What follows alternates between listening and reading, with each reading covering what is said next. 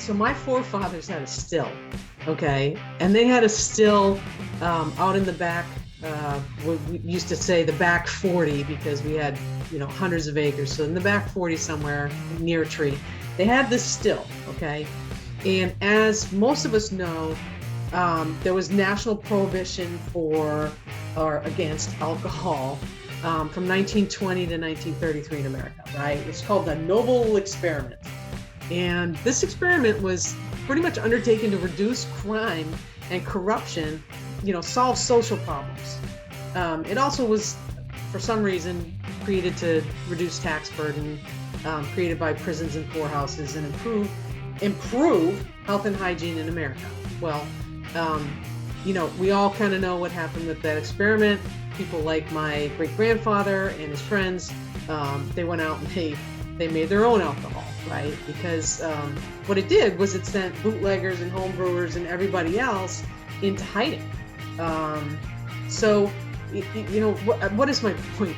What is my point, right?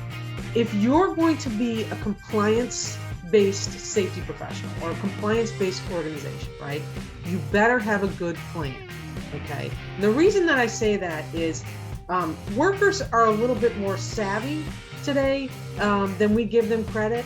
They want to be included in what's going on around them, what kind of SOPs are in place, what kind of policies, what kind of procedures, and they want meaning behind those things, right?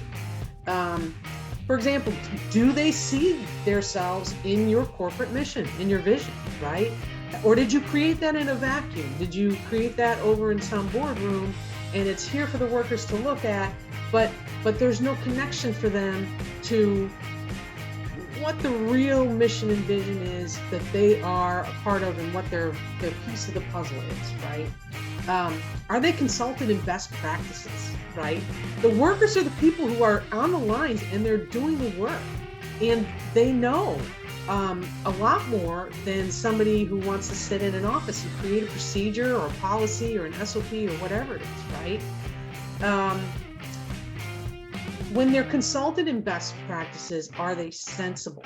Are they sensible for what we're asking, right? So if you create that policy as a safety professional or as a manager or a company owner in your office, have you considered the employees' feedback on whether or not that works and whether or not it makes sense to them? Because in order to comply, it has to make sense, right? Otherwise, they're going to go like the bootleggers and they're going to do whatever they want when you're not looking, right? I would say workers are tired of training, policies, checklists, SOPs, etc., right? They want inclusivity and engagement and meaning and participation, right? So whatever you do, right? Don't create policies in a vacuum and task flow and work procedures in a vacuum. Include your employees in the process. One of the best things that I ever heard was on a panel recently. And this particular person was talking about how to engage workers, right? And, we walk up on a job site and we say, okay, this is what we're going to do. We got the JHA and this is how we're going to do it. Does anybody have, a problem with this? And you get crickets, right? And what this individual said was, and forgive me for this, he said, okay, you're looking for a checklist of how to do this job or how we're going to do this work today. Here's your checklist, okay? Here's your checklist.